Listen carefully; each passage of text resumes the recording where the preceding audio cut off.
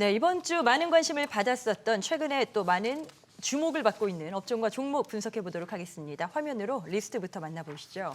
자, 보니까 지금 뭐 중국 소비주부터 전력 설비, 정책 테마주까지 다양합니다. 전력 설비부터 좀 가볼까요? AI 기대감에 올랐었던 전력주인데 뭐 최근에 미국 관세 우려도 있었고요. 빅테크의 데이터 센터 축소 우려 등 때문에 고전한 바가 있습니다. 그러다가 아시는 것처럼 스페인과 포르투갈의 대형 정전 사태가 있었죠. 이 때문에 다시 부각되고 있는데 김영구 대표님, 과거에 전력 설비는 또 많은 언급을 주셨었어요. 네. 지금은 뭐 접근할 타이밍이 맞다 보시는지요? 네, 여전히 좋아 보입니다. 제가 AI 전력주에 대해서는 여러분들에게 많이 말씀드렸고 특히나 LS 일렉트릭은 콕 집어서 여러분들에게 이런 종목은 꼭 가져가세요 했는데 이번에 하필 또 스페인에서 이런 일이 터졌어요. AI 전력주는 단순한 테마로 보시면 안 됩니다. 쉽게 꺼지지 않는 불씨라고 보셔야 될 거고 여러분들이 알고 있는 요번에 블랙아웃 같은 경우에는 스페인의 블랙아웃 같은 경우는 지나가는 바람이 아니에요. 앞으로도 어느 나라에도 꼭 생길 수 있는 그런 아주 심각한 문제거든요. 네네. 그래서 이거는 섹터로 보면은 스케일이 좀 큰 섹터로 보셔야 될 겁니다. 그래서 이 AI 전력 쪽이 앞으로도 그 데이터 센터뿐만이 아니라 국가 비상사태를 선포할 정도의 문제점들이 생기는 모습이기 때문에 이 부분은 계속적으로 발전을 지속해 줄 것으로 보여집니다. 그래서 이들 종목 중에서 제일 중요한 종목들을 몇 개 꼽자면 네. LS그룹주들이 제일 눈에 보이더라고요. 반복해서 예. 언급하시네요. LS 일렉, 그다음에 지주사인 LS 마린 솔루션, 가온전선까지 포함해서 이런 종목들이 계속적으로 좋아 보이고 LS 같은 경우는 한 15만 원과 17만 원까지도 또 보이고요. LS 일렉 같은 경우는 25만 원까지 제가 목표치를 말씀드렸는데 좀 더 넓게 보면 한 30만 원까지도 더 올라갈 수 있는 가능성이 높아 보입니다. 네. 이동우 대표님은 어떠세요? 전력주에 대해서 조금 더 타이밍을 지켜봐야 할지 아니면 지금 이런 앞서 나온 그런 여러 가치를 보고 접근을 적극적으로 할지 어떤 쪽이십니까? 다시 실적적인 측면들이 부각될 가능성이 좀 높아 보이는데요. 뭐 미국이 이제 바이든 정권 때부터 이제 전력 인프라에 대한 얘기를 좀 많이 했었고 이번 국내 조기 대선과 맞물리면서 신재생 에너지 믹스와 함께 에너지 고속도로 언급에 대해서 초고압 송배전선 공급이 빨라질 것으로 지금 보이는데요. 뭐 국내에서 이제 AI 도입에 대한 확산들이 이제서야 본격화된 그 흐름들이 생겼고 네. 결국 이제 그걸 뒷받침해주는 부분들은 AI 인프라 보급과 맞물리게 되는 부분들이고요. 미국도 AI 인프라 보급과 맞물려서 이제 국가와 이제 빅테크 기업들이 한 목소리를 내고 있어서 재차 실적적인 측면들이 이제 작년에 이어서 다시 한 번 더 부각이 될 수 있는 그런 측면으로 보여집니다. 그래서 오히려 접근 자체는 지금 비싸지도 않고 천천히 지금 올라오는 구간이기 때문에 충분히 접근이 가능하고 대장급으로는 당연히 이제 미국 쪽에 가장 수주가 많은 LS 그룹주들. 네. 그 중에 이제 LS 일렉트리닉과 이제 효성중공업 그리고 가볍게는 이제 세명전기나 뭐 일진전기, 산일전기 등이 빠르게 움직일 듯하고요. 그 중에 이제 효성중공업은 에너지 믹스 정책과도 연결이 되어서 가장 빠르게 연중 공가를 돌파할 수 있는 자리까지 위치해 있으니까 한번 유심히 보시면 좋을 것 같습니다. 알겠습니다. 자, 다음 업종 보도록 하겠습니다. SK텔레콤의 해킹 사태, 지금 가장 큰 이슈 중에 또 하나가 아닐까 싶은데 지금 유심 해킹 사태로 관련주도 움직임이 좀 있었어요. SK텔레콤 입장에서는 정말 엄청난 악재를 맞닥뜨린 겁니다. 자, 김진 대표님, 이와 관련된 파장이 얼마나 갈까요? 어떻게 될까요? 저는 좀 파장이 길 수 있을 거라고 생각을 하는데요. 이번에 그 해킹 사태 발생에서부터 지금 대응을 하고 있는 이 수준에 이르기까지 좀 엄청난 악재고 이 파장 또한 당분간 지속될 것으로 보입니다. 일부 가입자 이탈이 지속되고 있는데요. 그 와중에서 또 정부가 신규 가입 중단 초강수까지 띄었죠. 그렇기 때문에 이제 통신조 관점에서 보면은 SKT의 조정은 좀 불가피해 보이고 KT로 반사 이익이 좀 기대가 되는 그런 모습이고요. 네. 이제 테마 종목별로 좀 들어가 보면 이 유심 관련주는 좀 단기적으로 제자리로 금방 올 가능성이 크기 때문에 좀 피해 주시는 게 좋을 것 같고 장기적인 관점으로는 보안 양자 관련주 이쪽 중심으로 관심을 갖는 게 좋을 것 같습니다. AI 데이터 센터 등 보안 이슈를 가지고 있고요. 또한 그 딥페이크 관련해서도 정책적인 이슈 측면에서도 다시 한번 수혜 기대감이 부각될 수 있는 종목으로는 이제 한사 그리고 모니터랩, 센즈랩을 선호주로 제시를 해드리도록 하겠습니다. 자, 허인남 대표님께도 의견을 좀 여쭤보고 싶은 게 앞서서도 뭐 유심 관련 이런 종목들은 변동성이 좀 있어서 과연 투자자분들이 장기적으로 좀 안전하게 비교적 안전하게 접근할 수 있는 종목이 어디일까 궁금해하실 것 같거든요. 네, 우선 이제 이쪽 좀 섹터라고 표현하기도 좀 약간 좀 그런 부분인데, 그렇게 이제 트레이딩 관점에서 이제 단기 기준으로 이제 접근이 이제 필요한 그런 위치라고 보시면 되겠습니다. 이제 관심 종목으로는 이제 슈프리마 HQ인데, 이제 이 업체는 이제 바이오 인식 기술을 이용한 보안 시스템 ODM 사업을 영위하고 있습니다. 보안 시스템 ODM 사업이 전체 매출에서 약 74% 정도를 차지하고 있습니다. 이제 말씀하신 대로 이번 SKT 사태로 최근 좀 단기 급등락을 이제 반복하고 있고, 네. 단기 이제 급등에 대한 이제 눌림목을 주고 있는 8,000원부터 7,500원 사이에서의 이제 지지력이 확보가 되면 다시 한번 좀 진입할 수 있는 이제 타점이라고 보시면 되겠습니다.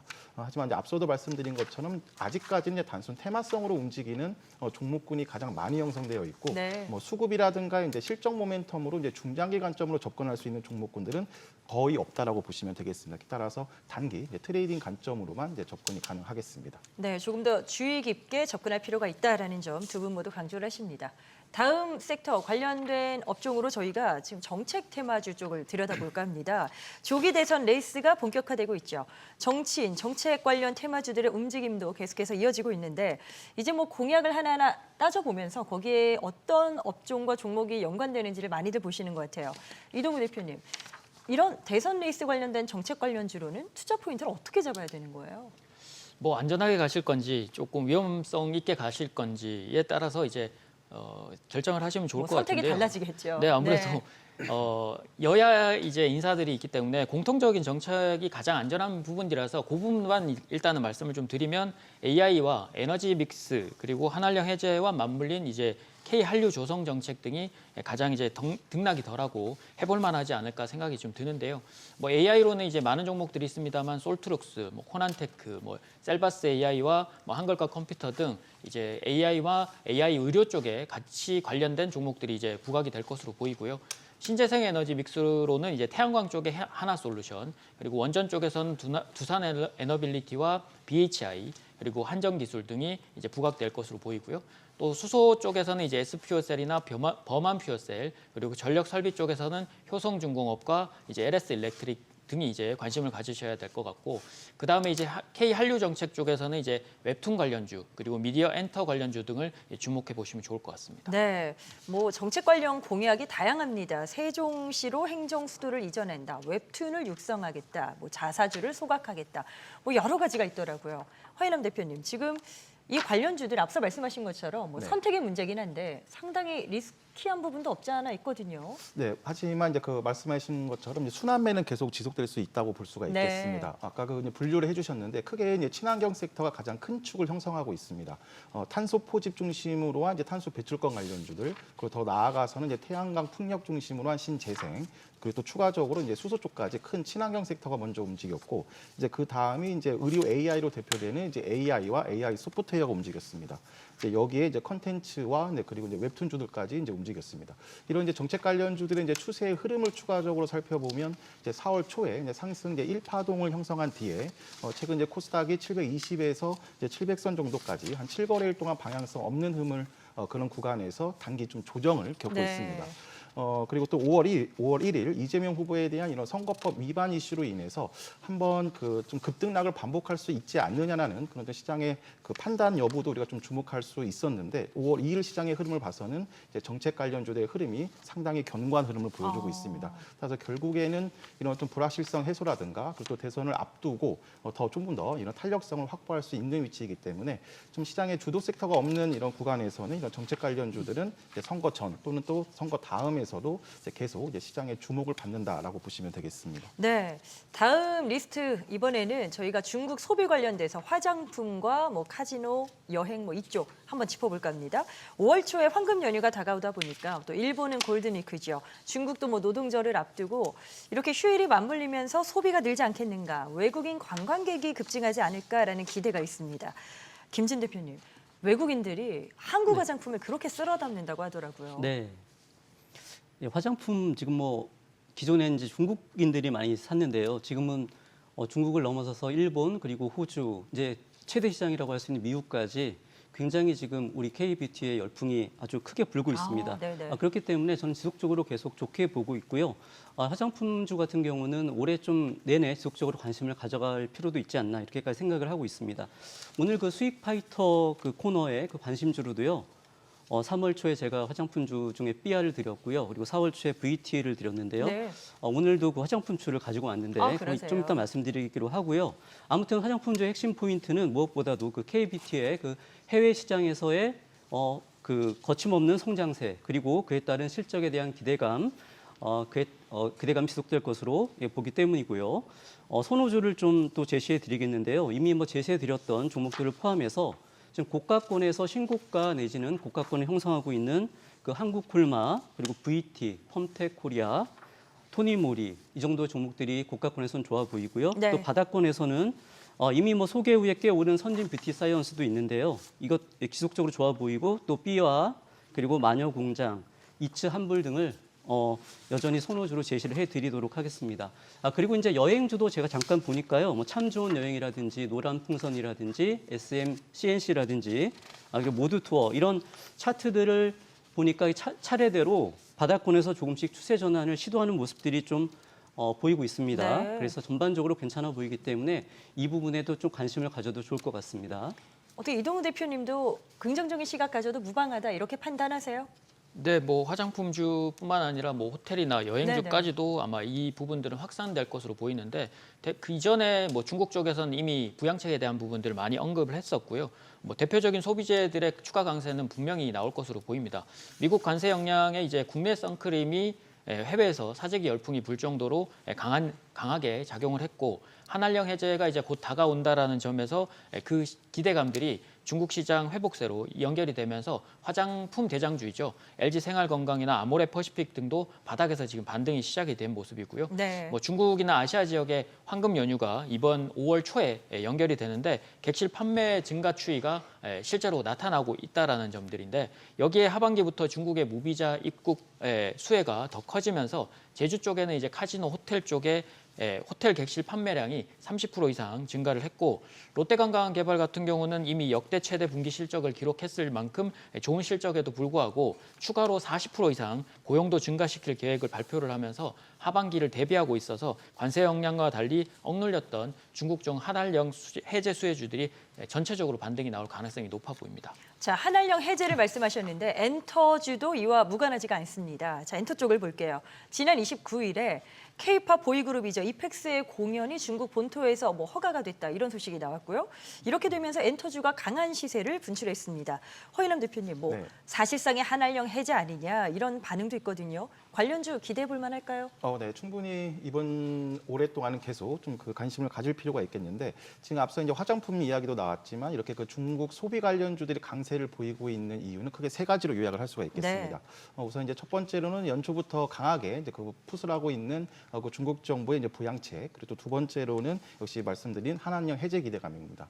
여기에 이제 마지막은 그 아직까지는 이제 이재명 후보의 지지율이 가장 높기 때문에 그 정권 교체 시에 이제 중국과의 관계 개선 기대감까지도 이제 형성이 되고 있습니다. 따라서 이제 화장품, 엔터, 호텔 등 카지노까지 이런 중국 소비 관련주가 가장 강한 이제 강세를 보여주고 있습니다.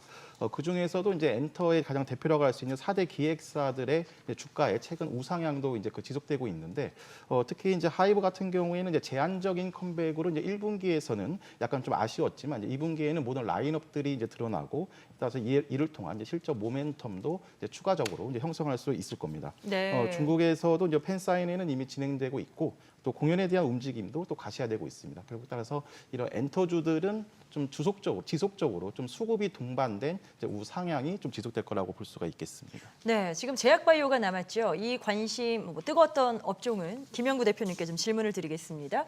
뭐 비만 치료제를 위주로 해서 사실 뭐 모멘텀이 많았어요. 지금은 투자자분들이 이 관심을 기울여 볼 만한 쪽이 어디일까요? 그렇지 않아도 지금 위고비보다는 인벤티지랩이라든가 D&D 파마텍 뭐 이런 쪽들이 제일 눈에 띄는데요. 인벤티지가 지분을 가지고 있는 큐라티스까지도 오늘 또 급등을 했어요. 그러니까 그러고 보면 이 베링거 인겔하임과 비만 치료제를 공동 개발하는 이쪽이 훨씬 더 효과적이다라는 그런 이구동성 쪽으로 모이는 말들이 정답인 것 같습니다. 그리고 D&D 파마텍은 또 국내에서 경구용 비만 치료제를 갖다 개발하고 있는 앞서 있는 기업인데요. 이런 쪽들이 모여서 상승을 하고 있고요. 오히려 거꾸로는 위고비 쪽은 오히려 떨어지는 이런 네. 상태를 만들어내기 때문에 되는 쪽에 올라타는 것이 필요할 것으로 보여집니다. 다만 무리한 추격 매수는 하지 마시고요. 올릭스라든가 이런 펩트론 같은 종목들도 같이 관심을 두면 좋을 것 같습니다. 알겠습니다. 자, 네 분의 의견은 투자 전략을 세우시는데 참고 자료로 활용하시길 바랍니다. 그리고 항상 여러 가지 뭐 이렇게 정보를 만나보고 계신데요. 최종 판단과 책임은 투자자 본인에게 있다는 점을 항상 인지하시고 자신의 원칙에 맞추어서 성공적인 투자하시길 바랍니다.